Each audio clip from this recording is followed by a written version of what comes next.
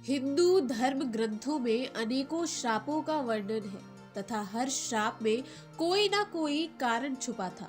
कुछ श्राप में संसार की भलाई निहित थी तो कुछ श्राप का उनके पीछे छिपी कथाओं में महत्वपूर्ण भूमिका थी।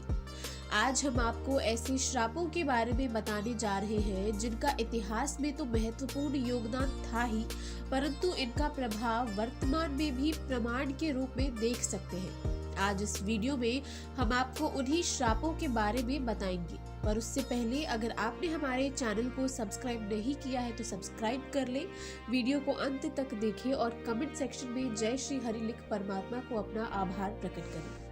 युधिष्ठिर ने दिया था स्त्रियों को श्राप।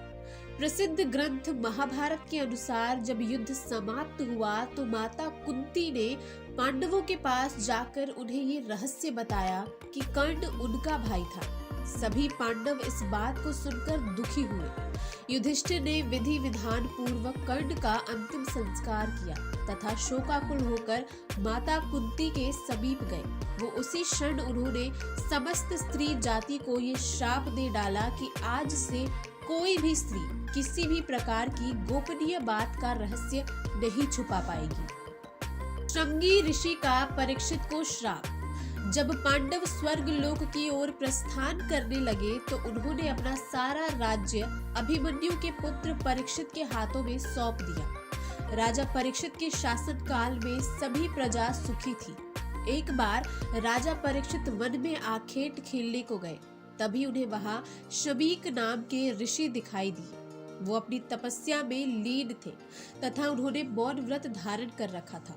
जब राजा ने उनसे कई बार बोलने का प्रयास करते हुए भी उन्हें मौन पाया तो क्रोध में आकर उन्होंने ऋषि के गले में एक मरा हुआ सांप डाल दिया। जब ये बात ऋषि शमीक के पुत्र श्रृंगी को पता चली तो उन्होंने राजा परीक्षित को श्राप दिया कि आज से 7 दिन बाद राजा परीक्षित की मृत्यु तक्षक नाग के डसने से हो जाएगी। राजा परीक्षित के जीवित रहते कलयुग में इतना साहस नहीं था कि वो हावी हो सके, परंतु उनकी मृत्यु के पश्चात ही कलयुग पूरी पृथ्वी पर हावी हो गया। श्री कृष्ण का अश्वत्थामा को श्राप। महाभारत युद्ध के अंत समय में जब अश्वत्थामा ने धोखे से पांडव पुत्रों का वध कर दिया तब पांडव भगवान श्री कृष्ण के साथ अश्वत्थामा का पीछा करते हुए महर्षि वेदव्यास के आश्रम तक पहुंच गए। तब अश्वत्थामा ने पांडवों पर ब्रह्मास्त्र का वार किया। ये देख अर्जुन ने भी अपना ब्रह्मास्त्र छोड़ा। महर्षि व्यास ने दोनों अस्त्रों को टकराने से रोक लिया और अश्वत्थामा और अर्जुन से अपने अपने ब्रह्मास्त्र वापस लेने को कहा। तब अर्जुन ने अपना ब्रह्मास्त्र वापस ले लिया, लेकिन अश्वत्थामा को ये विद्या नहीं आती थी, इसीलिए उसने अपने अस्त्र की दिशा बदलकर अभिमन्यु की पत्नी उत्तरा के गर्भ की ओर कर दी। ये देख भगवान श्री कृष्ण ने अश्वत्थामा को श्राप दिया कि तुम 3000 वर्ष तक इसी पृथ्वी पर भटकते रहोगे और किसी भी जगह किसी पुरुष के साथ तुम्हारी बातचीत नहीं हो सकेगी। तुम्हारे शरीर से पीप और लहू की गंध निकलेगी, इसलिए तुम मनुष्यों के बीच भी नहीं रह सकोगे। दुर्गम वन में ही तुम्हें रहना पड़ेगा। मांडव्य ऋषि का यमराज को श्राप।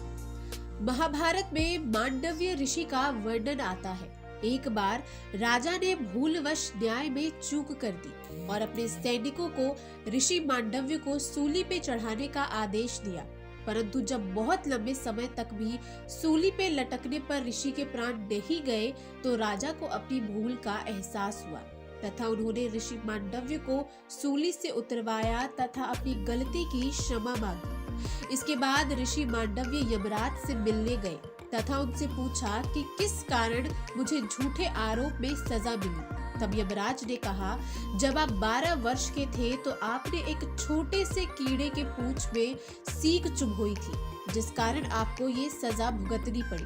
तब ऋषि मांडव्य ने यमराज से कहा कि किसी भी 12 वर्ष के उम्र में इस बात का ज्ञान नहीं रहता कि क्या धर्म है और क्या अधर्म, क्योंकि तुमने एक छोटे से अपराध के लिए मुझे बहुत बड़ा दंड दिया, अतः मैं तुम्हें श्राप देता हूँ कि तुम शूद्र योनि में दासी के पुत्र के रूप में जन्म लोगे। मांडव्य ऋषि के इस श्राप के कारण यमराज को विदुर के रूप में जन्म लेना पड़ा। उर्वशी का अर्जुन को श्राप। महाभारत काल में एक बार अर्जुन दिव्यास्त्र पाने के लिए स्वर्ग लोक गए। वहां उर्वशी नाम की एक अप्सरा उन पर आकर्षित हो गई। जब उर्वशी ने ये बात अर्जुन को बताई तो उन्होंने उर्वशी को अपनी माता के समान बताया। इस बात पर उर्वशी क्रोधित हो गई तथा उन्होंने अर्जुन से कहा कि आखिर तुम क्यों नपुंसक की तरह बात कर रहे हो? मैं तुम्हें श्राप देती हूँ कि तुम नपुंसक हो जाओ तथा स्त्रियों के बीच तुम्हें नर्तक बनकर रहना पड़ेगा। जब ये बात अर्जुन ने देवराज इंद्र को बताई तो इंद्र ने अर्जुन को सांत्वना देते हुए कहा कि तुम्हें घबराने की जरूरत नहीं है। ये श्राप तुम्हारे वनवास के समय वरदान के रूप में काम करेगा और अज्ञातवास के समय तुम नर्तिका के वेश में कौरवों के नजरों से बच के रहोगे।